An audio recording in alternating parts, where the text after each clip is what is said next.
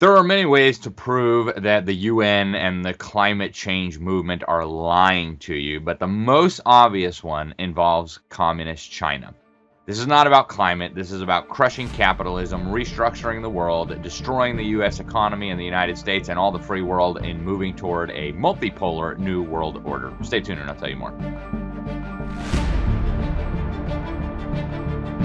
So as we get ready to head over to Egypt for the UN COP27, I thought it'd be important to make an episode of Behind the Deep State, focusing on how you can know for sure, right? We're not all climate scientists, PhDs, whatever. How you can know for sure that this is not about saving the climate. This is not about the environment. This is about totally changing civilization.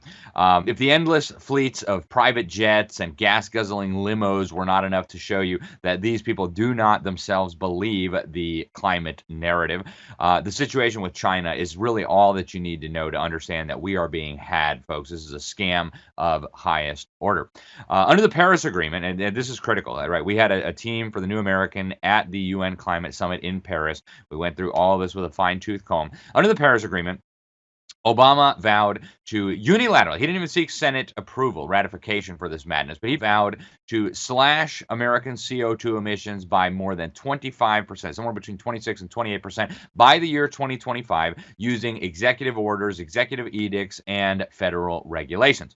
Under this agreement, this Paris Agreement, Obama basically committed to slashing and burning our economy. It would cause drastically soaring energy prices. And you don't have to believe me. This has been Obama's goal all along. Check out this video. Under my plan of a cap and trade system, electricity rates would necessarily skyrocket. So Obama was very open about the fact that he wanted energy prices in America to skyrocket, right? So what happens with energy prices skyrocketing? Well, the Heritage Foundation did an analysis of these pledges that Obama made in Paris for this Paris Agreement. And what they found was that this would increase the electricity cost for a family of four between 13 and 20% annually. In other words, within 5 years, you would see a doubling of your electricity costs just as a result of this Paris Agreement. Forget the inflation, don't even add anything else into it. Doubling in 5 years, okay? Since Americans just have so much free cash laying around, hey, let's just double our electricity costs, right? So what would that cause in the economy? Well, according to the Heritage Foundation study, which I think drastically underestimated this, that would cause an annual shortfall of nearly 400,000 jobs by 2035, over 400,000 jobs lost. An estimated 200,000 of those would be in manufacturing. It would reduce U.S. gross domestic product by over $2.5 trillion. Okay, so what's going to happen to all that GDP? What's going to happen to all those jobs? What's going to happen to all those factories that can no longer remain competitive in the international market due to the drastically higher electricity rates? Well, the answer is very simple. They're going to pack up and they're going to move to China, and they're going to use slaves in China to manufacture the same goods that we used to manufacture here. Because in China, they are building more coal-fired power plants than the rest of the world combined. In fact, they're building them faster than we can count them, okay? Keep that in mind, right? How does it help to shut down American industry and ship it over to China if you really want to save the climate? We'll come back to that. Now, based on the UN's own ludicrously discredited climate models, if you completely eliminated all U.S. CO2 emissions, which is, of course, impossible unless you slaughter everybody in America, but if you were to completely eliminate all American CO2 emissions, that would produce, again, this is according to the UN's own fake models, less than 0.2 of a degree Celsius reduction in global temperatures. Less than 0.2 of 1 degree, folks. It is literally imperceptible, okay? It is essentially you could kill everybody in America and it would make virtually no difference to global temperatures, even according to the UN's own fraudulent models. The same is true for Australia, for Europe, for Canada, for New Zealand, for Japan, right? Pretty amazing. Right? Pretty amazing. So we're going to destroy our economy. We're going to shut down production here. We're going to send it all to China to make absolutely no difference in the global climate. Very interesting. Now, if these people actually believed that CO2 was bad, the worst thing in the world that they could possibly do is ship production to China, right? China produces more CO2 than all of the West combined. China is by far the largest emitter of CO2. China has massive amounts of actual pollution, right? CO2 is not a pollution, it's the gas of life, but actual pollution. I mean, there are days when you can't even go outside of your apartment in Beijing because the air is so nasty, so filthy, so dirty, so dangerous. But if these cult leaders actually believed that CO2 was bad, you'd think, hey, literally the last thing in the world they would want to do is shut down factories in America and ship them to China, right? Because if CO2 is bad, that's going to produce a lot more CO2. How could you possibly make that argument, right? CO2 emissions per unit of output, per unit of economic output in China are massively higher than they are in the United States, massively higher than they would be in Germany, massively higher than they would be in Japan. Now, under this Paris Agreement, the Communist Chinese agreed to do basically nothing. Okay, and I'm not kidding. I'll show you here this document from the government of China, their action plan for carbon dioxide peaking before 2030. Okay, so maybe a decade from now, we'll possibly consider reaching a peak in our emissions, right? In other words, that's going to be, we're going to keep increasing our CO2 emissions until maybe 2030, right? Once everybody's forgotten that we made these pledges, then we'll keep increasing them more. And in the meantime, the lemming Americans and Germans and French and Japanese and Canadians will have destroyed their own economies, destroyed their own militaries, etc. Right? This is truly extraordinary, folks, what they are doing. And you know what? It's really interesting because these globalist bigwigs love communist China. In fact, you won't believe this stuff. If you go to Christiana Figueres, she was the head of the UN Framework Convention for Climate Change, basically the UN Climate Czar, the executive secretary of the UN Framework Convention on Climate Change. She told Bloomberg in an interview that communist China was doing it right when it comes to fighting alleged man-made global warming. There you see the article. Right?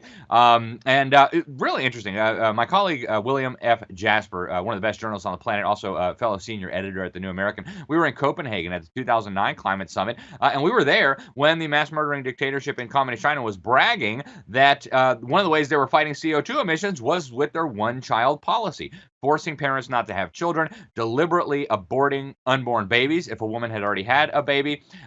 Systematic slaughter is good for global warming. And I mean, they said this openly, right? Zhao Bai, the vice minister of China's National Population and Family Planning Commission, he was at this UN summit, and here's what he said. The Chinese policy on family planning proves to be a great success. It not only contributes to reduction of global emissions, but also provides experiences for other countries, developing countries in particular, in their pursuit for a coordinated and sustainable development.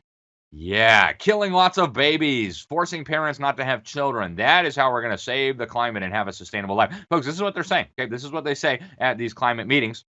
Communist China is doing it right, according to the head of the UN climate cult. In fact, the Communist Chinese regime even crunched their numbers, and they figured out that, hey, we've drastically reduced CO2 by making sure that hundreds of millions of unborn babies would never be born.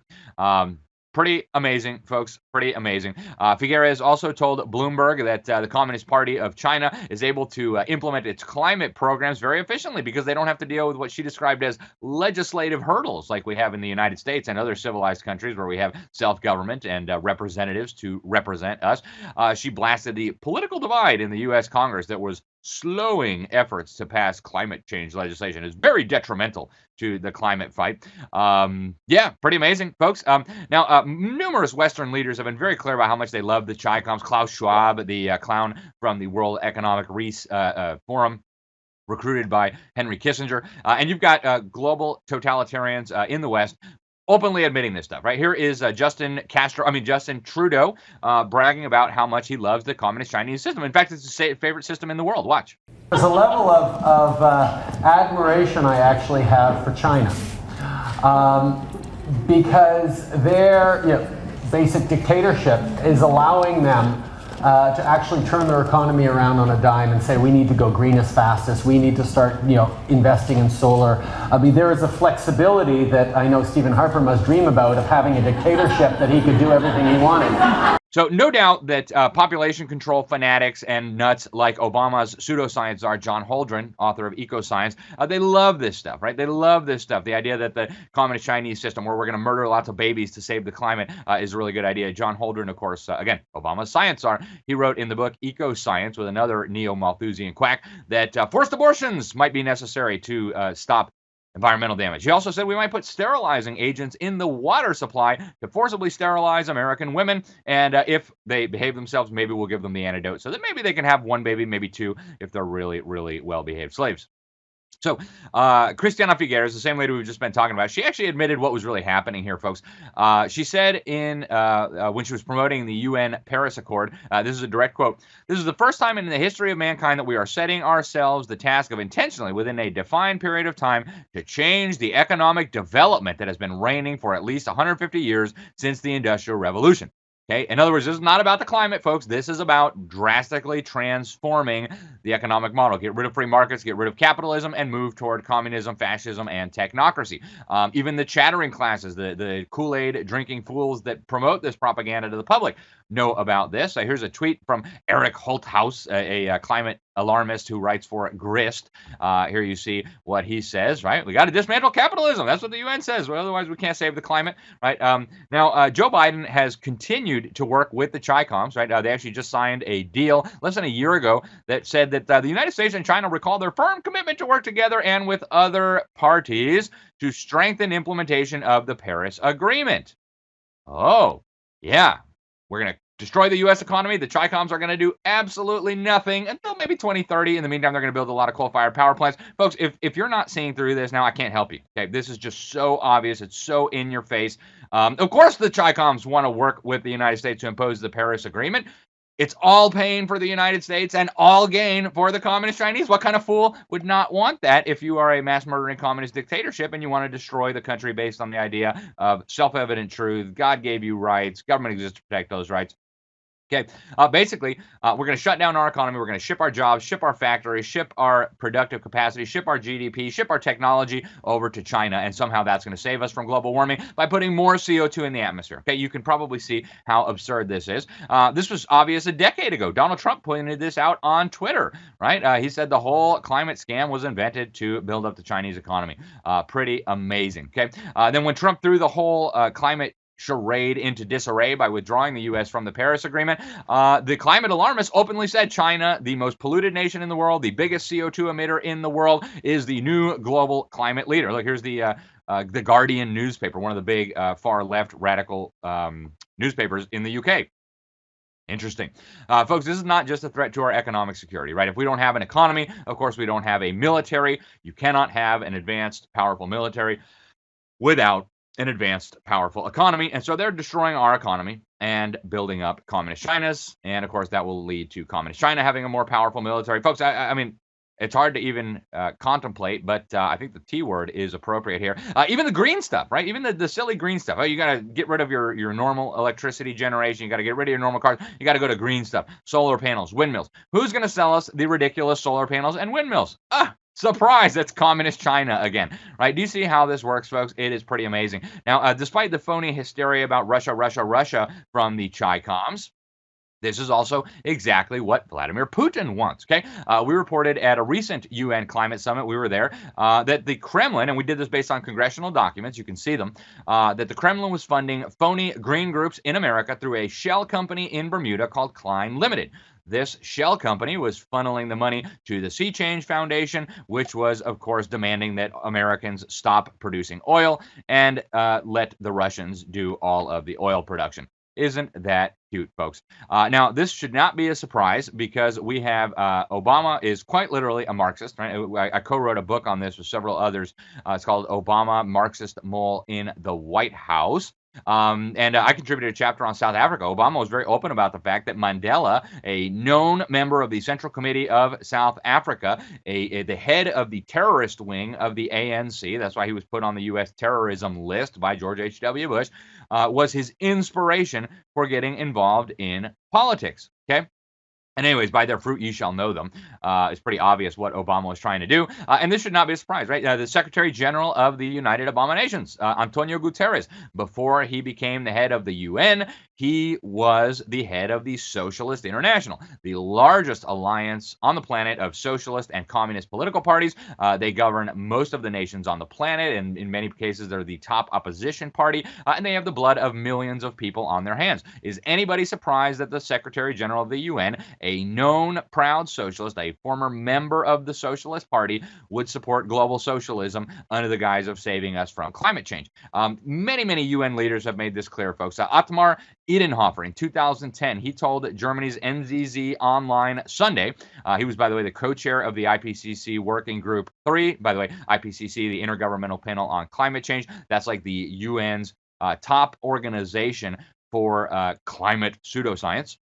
He was also the lead author in the IPCC Fourth Assessment Report in 2007 that said humans must be to blame.